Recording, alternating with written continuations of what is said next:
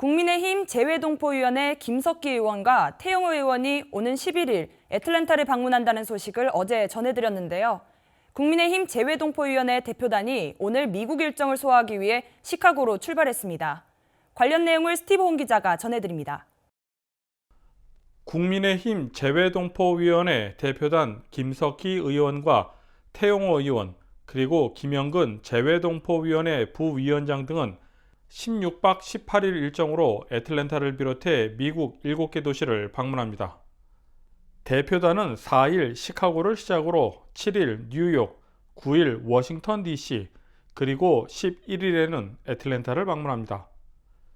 출발에 앞서 김석기 국민의힘 재외동포위원회 위원장은 내년 대통령 선거에 동포분들이 많이 참여해 주는 것이 동포분들의 생활에 도움이 된다는 점을 적극 설명하고 등록과 투표 참여를 호소할 것이라고 밝혔습니다.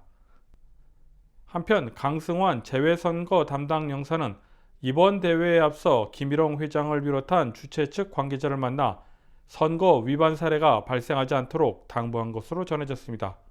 KTN 뉴스 스티븐입니다. 미국 고용시장에 다시 빨간불이 들어왔습니다. 보고된 11월 신규 일자리 수가 예상했던 57만 개를 크게 못 미치는 21만 개에 그쳤습니다. 심지어 세변이 오미크론의 출현으로 고용 회복에 찬물을 끼얹을 수 있다는 전망이 이어지고 있습니다. 노동부가 보고한 11월 비농업 신규 일자리 수는 약 21만 명. 당초 예상했던 57만 5천여 개의 절반도 달하지 못한 수치입니다.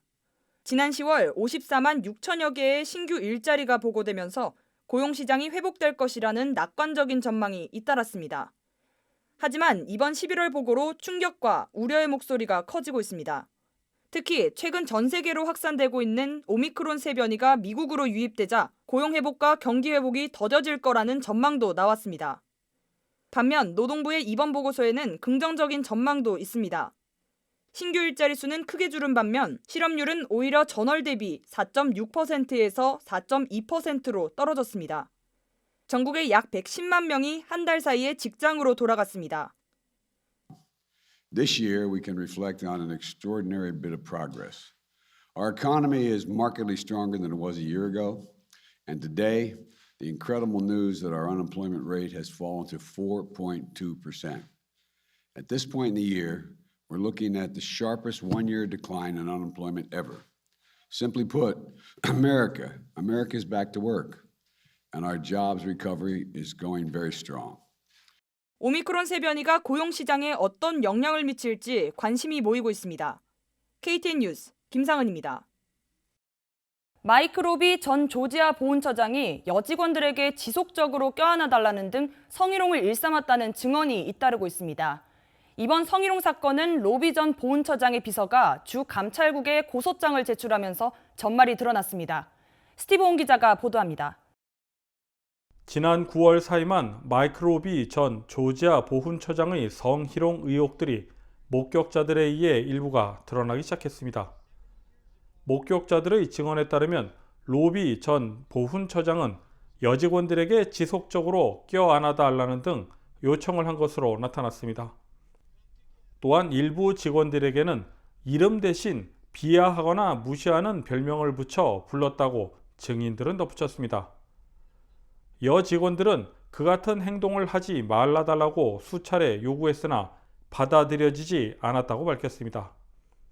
이 같은 증언에 대해 마이크 로비 전 보훈처장은 자신의 행동에 여직원들이 싫다고 하면 그 자리에서 멈췄으며 증언들은 받아들일 수 없다고 주장했습니다.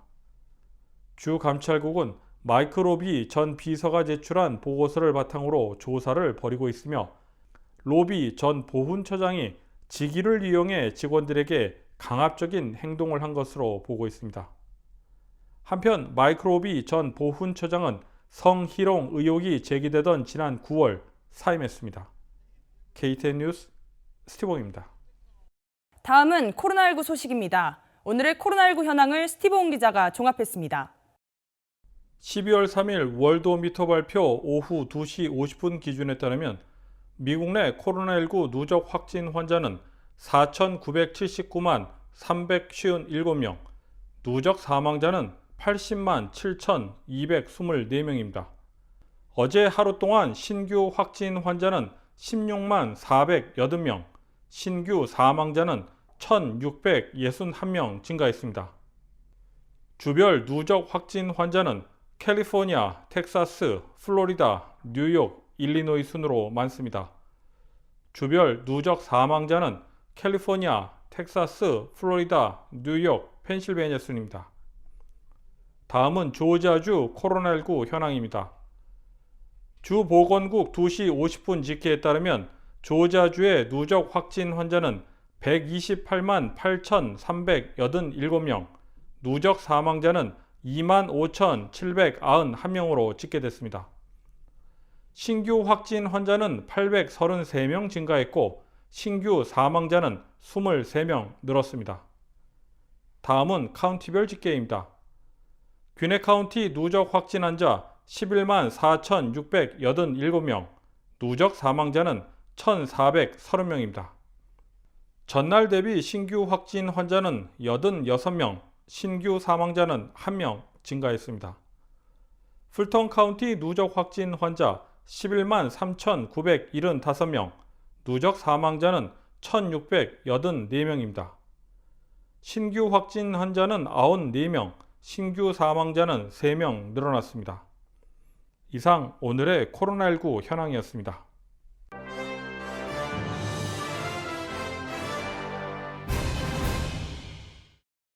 패스트푸드 체인점 버거킹이 시그니처 샌드위치 와퍼를 3일과 4일 이틀간 37센트에 판매합니다.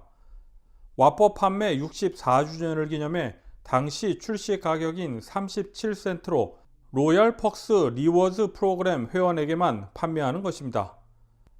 해당 프로그램 회원들은 앱 또는 웹사이트를 통해 쿠폰 등을 다운받아 할인 혜택을 받을 수 있습니다. 와퍼는 버거킹 창시자 짐 맥나모어가 1957년 사람들이 큰 버거를 선호한다는 자료를 토대로 출시했으며 이후 버거킹의 상징적 메뉴로 자리 잡았다는 평가입니다. 연방정부가 셧다운, 즉 일시적 업무정지 고비를 넘길 수 있게 됐습니다. 내년 2월 18일을 시한으로 연방정부 임시 지출을 지원하는 안건을 연방 하원은 찬성 221표, 반대 212표로, 상원은 찬성 69표, 반대 28표로 통과시켰습니다. 이제 해당 법안은 바이든 대통령의 서명만 남겨놓은 상태입니다. 연방재무부는 하반기 환율 보고서에서 한국과 중국 그리고 일본을 포함한 12개국을 환율 관찰 대상국에 포함시켰다고 밝혔습니다. 제닛 옐런 재무장관은 재무부는 세계 경제 회복을 위해 주요 무역국의 환율 관련 정책에 대한 관여를 포함해 가차없는 노력을 이어가고 있다고 밝혔습니다. 대만과 베트남은 환율 심층 분석국으로 이름을 올렸습니다. 환율 조작국으로 분류된 나라는 보고서에 없는 것으로 알려졌습니다. 한편 중국은 1919년 8월 환율 조작국으로 지정됐으나 지난해 1월 해제된 이후 관찰 대상국 지위를 계속 유지하고 있습니다. 이상으로 KTN 뉴스를 모두 마칩니다. 시청해주신 여러분 고맙습니다.